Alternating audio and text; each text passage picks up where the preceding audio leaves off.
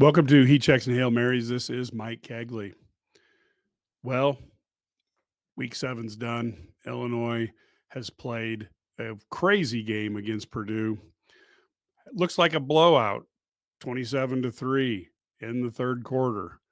All of a sudden, with little under 8 minutes left in the game, Purdue scores a touchdown, makes it 27-10. And before you know it, Purdue has put up 40 points in the second half, really in a quarter and a half. They rally to take the lead. And Illinois, to their credit, has to go all the way down the field to kick a field goal to tie the game at 43. Now, Illinois prevailed in overtime, scoring on their first play.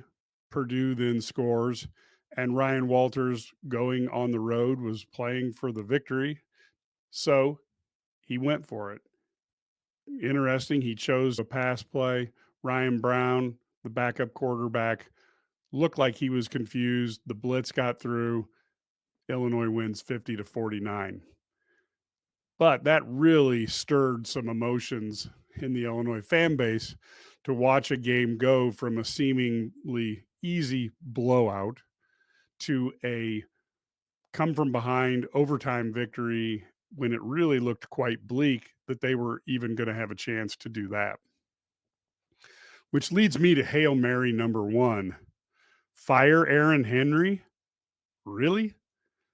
There are some fans who want to fire Aaron Henry. To me, this seems crazy. But in fairness to some of these fans, the situation requires a little bit of context. Fans were frustrated with Brett Bielema hiring a new coordinator to replace Ryan Walters, who went on to become the Purdue head coach.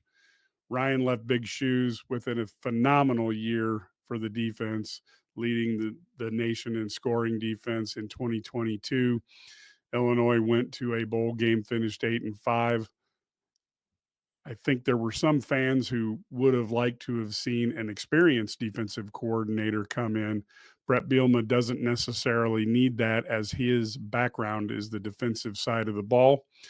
And he basically elevated Aaron Henry.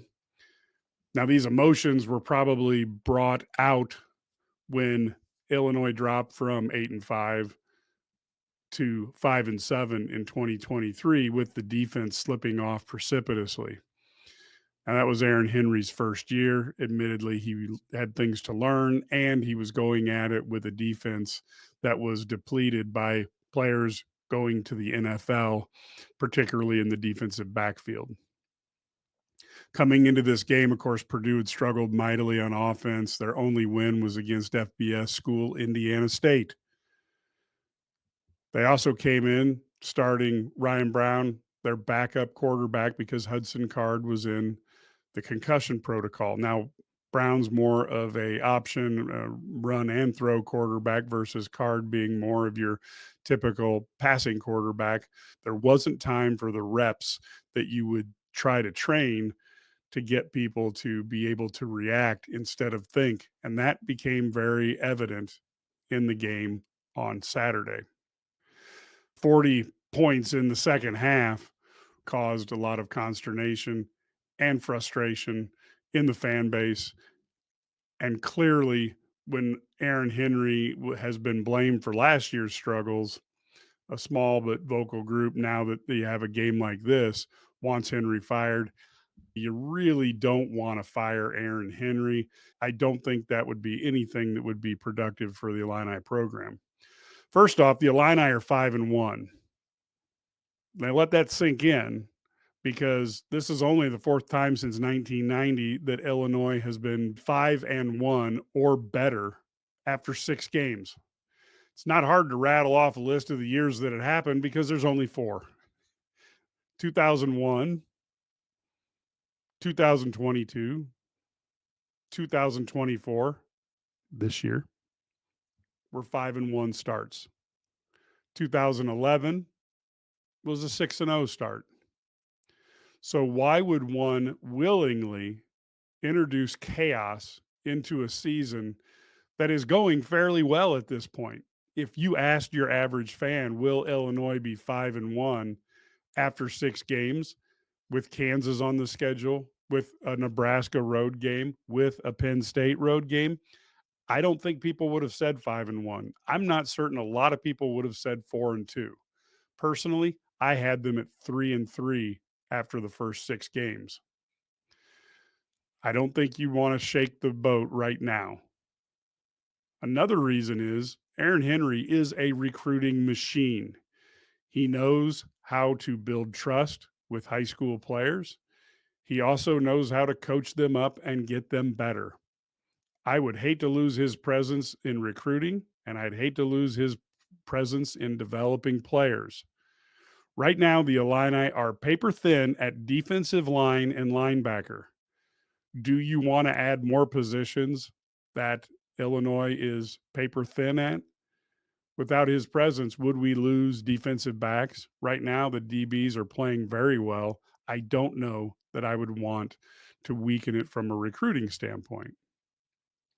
Now, that leads into my next point, which is that anybody who is a Illini fan understood that Illinois was going to have problems at D line and linebacking. The depth was an issue, and you were going to be in a position where many players would be forced to play a lot of reps if there's an injury or if somebody just needs to take a few plays off. You are now in a real issue because the drop down between first string and second string is fairly big.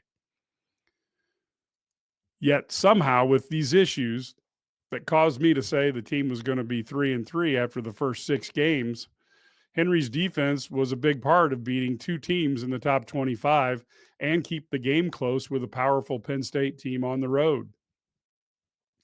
I would say to anybody, you always need to evaluate the whole season, not just a team's worst moment. In fact, this season to date, I would say the defense has outperformed its talent level. This is very similar to what I would say for people who want to fire Kalen DeBoer in Alabama. Give the man a whole season at least to think about what you're doing.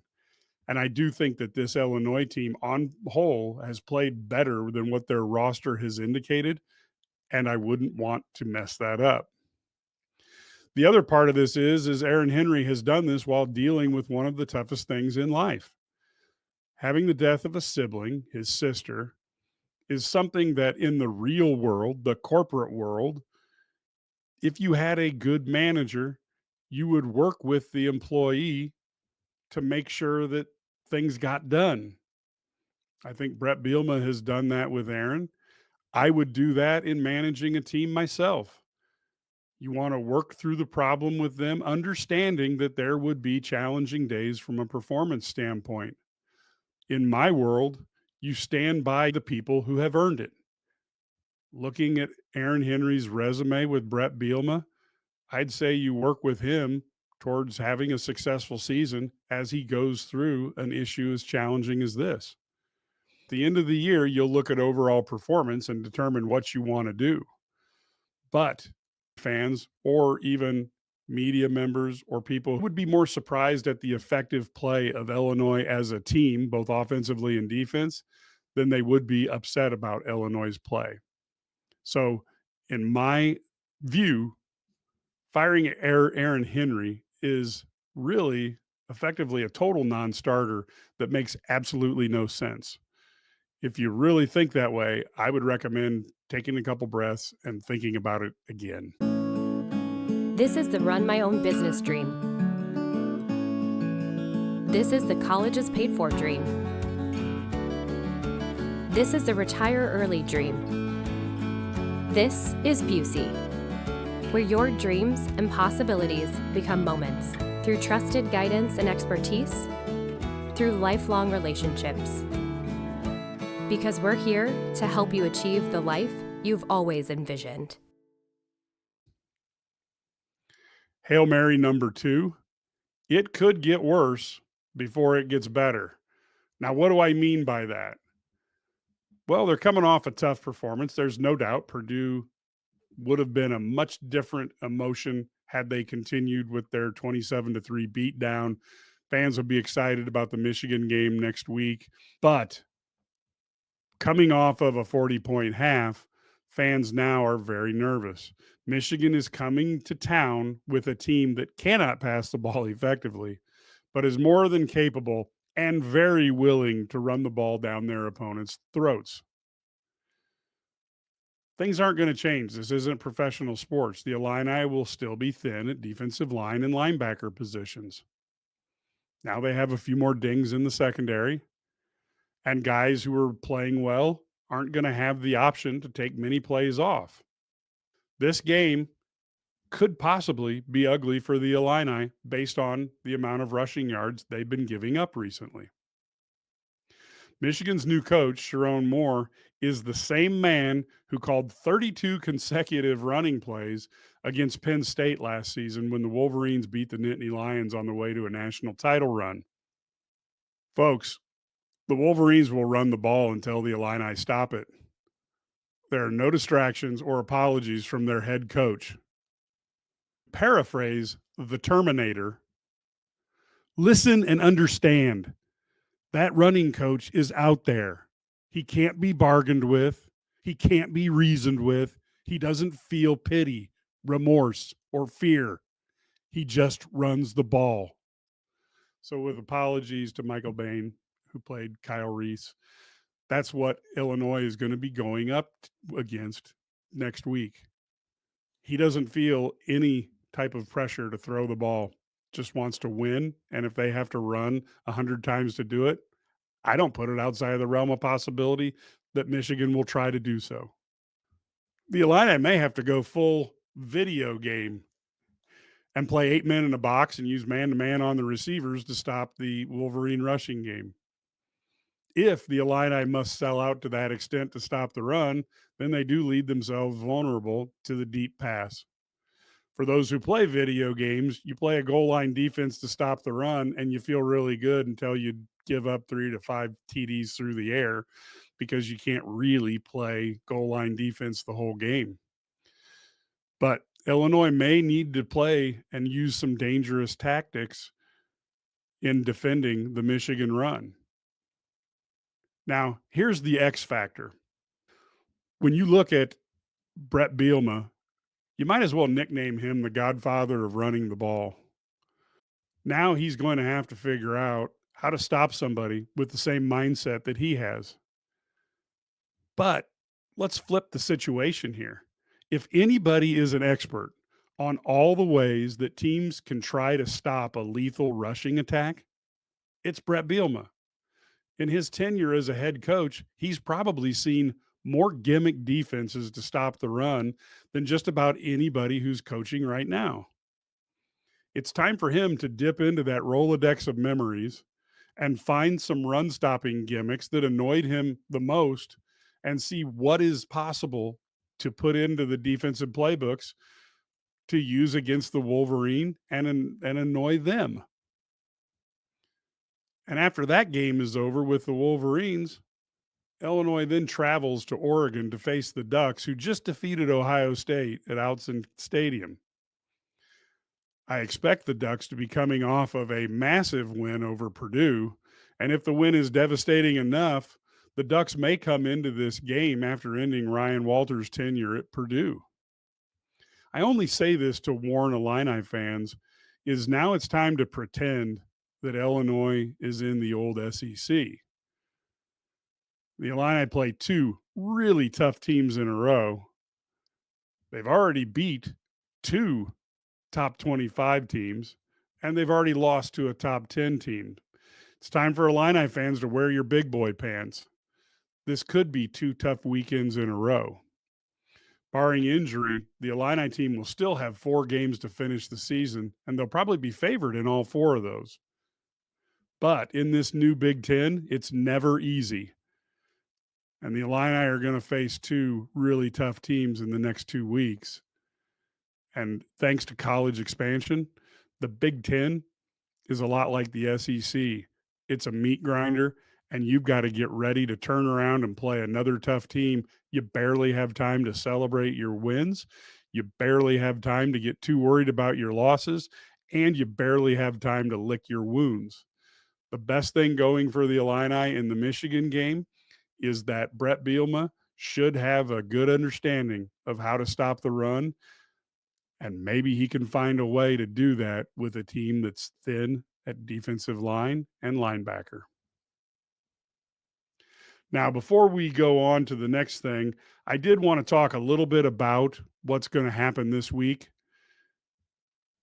You have Ghost Stories at Memorial Stadium. That will be by Chris Willis, historian and archivist for NFL Films. He's been on Eye on the Illini, our Illini podcast. That's October 17th at 6:30 p.m. in the 77 Club at Memorial Stadium. You go in gate 16. It is free of charge. So if you're around Champaign on Thursday night, I would highly recommend going to it. And of course, you can live stream that at illinimedia.com/Grange. There are a variety of other things going on as well that weekend. It is the 100th anniversary, and I do think the Red Grange game is so hard to really get your mind wrapped around because he scored 6 touchdowns against a team that had given up less than that many points in a 20-game winning streak.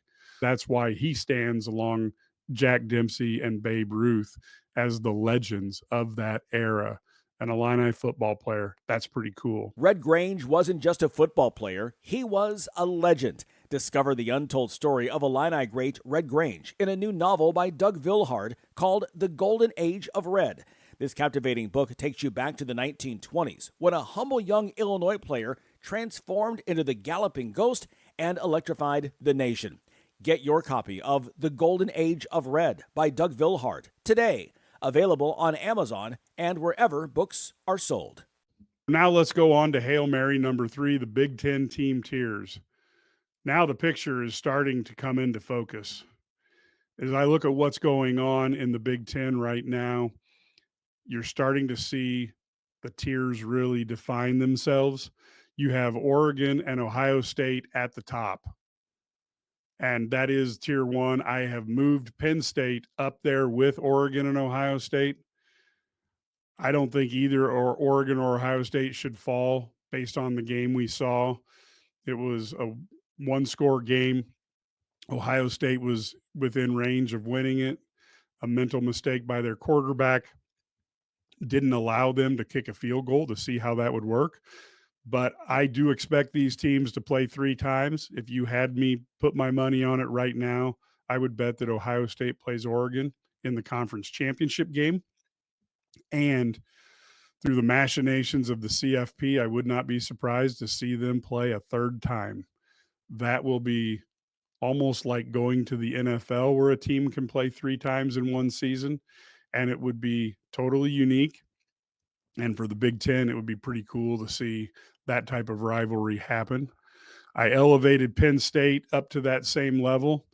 I still wonder how Penn State will do when they play Ohio State, but Penn State right now is playing fantastic football, going out to USC, stumbling for a half, and then coming back to win out of the Coliseum. I thought that was enough to elevate them and keep them on that same level. At tier 2, you have Indiana and Illinois. Both of those teams will be tested this week. Indiana gets Nebraska, and Illinois gets Michigan. Now, both teams play at home, but this week will tell us a lot about these 2 teams. Nebraska is the best team Indiana has played this year, but that's not to diminish what they've done on the field because they have destroyed teams. Kurt Signetti has taken an easy schedule, a great offseason in the transfer portal, and turned that into a fantastic season on the field. I don't think people understand just how important this year is because he conceivably could hit the double-digit win total at Indiana, and that's something that hasn't been done ever. Illinois has to see if they can get their defense to stop the Michigan run, and while the Michigan defense hasn't been as good as people expected, it still sports 2 of the best defensive tackles, and it is a very, very tough defense. Illinois' offense, which has been playing excellent football, will be tested, and certainly they want to do a little more than they did against the tough defense that Penn State threw at them. Next up is Tier 3, and Tier 3 is Michigan, Iowa, Wisconsin, and Nebraska. Now, I put these guys in a group. It's hard to tell who's better as of yet. Michigan is still a lethal team when they're on. When they're not, they're beatable. But on any given Saturday, they could give any team in the country a run for their money. Iowa's schedule is favorable. And I said before the season, I thought their basement was going to be 10-2. They literally could go through the rest of their schedule and be favored to win all the games. Iowa could be on an upward motion to the point where people will be going, well, is this Iowa? Yes, it is Iowa, just like every year. Wisconsin is starting to look a lot better with 2 wins in a row. All of a sudden, the offense is starting to gel. Nebraska has a tough game against Indiana. This is what I talked about a few minutes ago.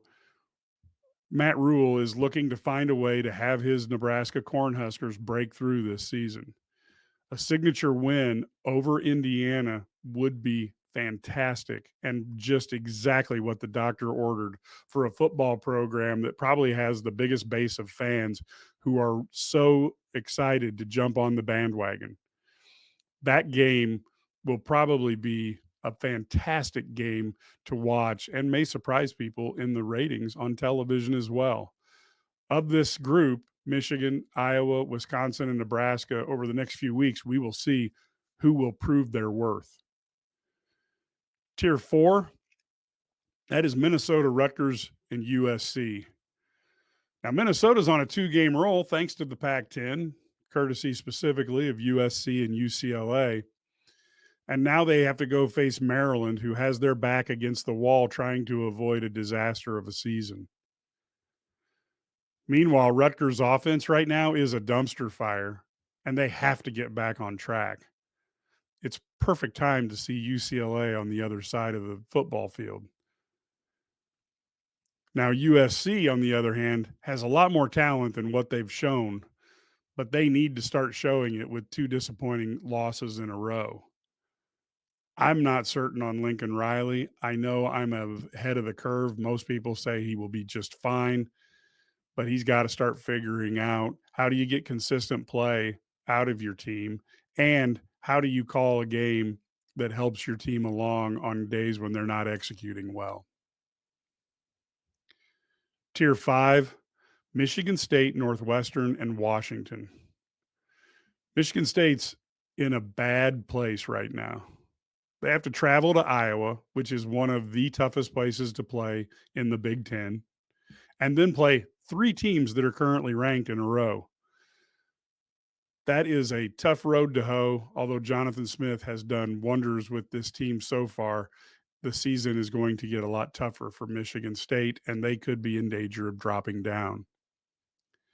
Northwestern similarly has a brutal schedule as well, and they have a hot Wisconsin team coming in to play them at their new makeshift field.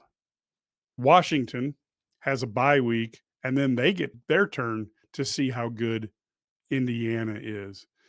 I do think Washington is a team that's better on turf than grass, so we'll see how they look, but against Iowa, they did not look good at all.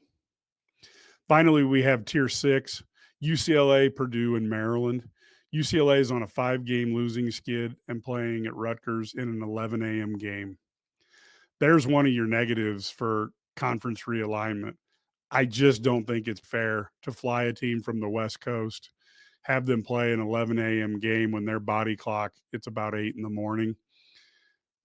I would think that you would try to put them on later in the day, but then again, if you're on a 5-game losing skid, that kind of puts you in the 11 a.m. time slot. It's unfortunate. Purdue's also on a 5-game losing streak, and they get to play Oregon on Friday night. The good news is it's not at Oregon. That's all the good news there is. One wonders if Ryan Walters will be the coach by next Sunday. He's looking to capitalize on their offense playing better in the second half, but there are few opponents that would be tougher than Oregon to try to capitalize on that success. And Maryland is now down in this Tier 6 because they're 0-3 in conference play, and they do face an angry and talented USC team in the battle of underperforming teams. We will see how they do, but Maryland needs to win this, and they have put themselves in a very precarious position in terms of the rest of the season. Now, these tiers are going to fluctuate as teams clash, but there are a ton of great matchups that are coming thanks to conference realignment and an improvement in having more good teams in the league. Certainly, Oregon has performed as advertised. USC and Washington still have a chance to right the ship. They have talent and they have a good team, but they're going to have to get used to the Big Ten type of play. And they're also going to have to get used to some body clock issues depending on when they travel east. I'm sad to say it, but UCLA looks like a lost cause right now. So if you're betting money, this is probably a great week to bet on UCLA because I just said they're going to lose. But I do think it's going to be a tough first year for them. That's not a surprise to anyone, but certainly doesn't sound good to UCLA fans. So with that, we will leave you with this week's Heat Checks and Hail Marys.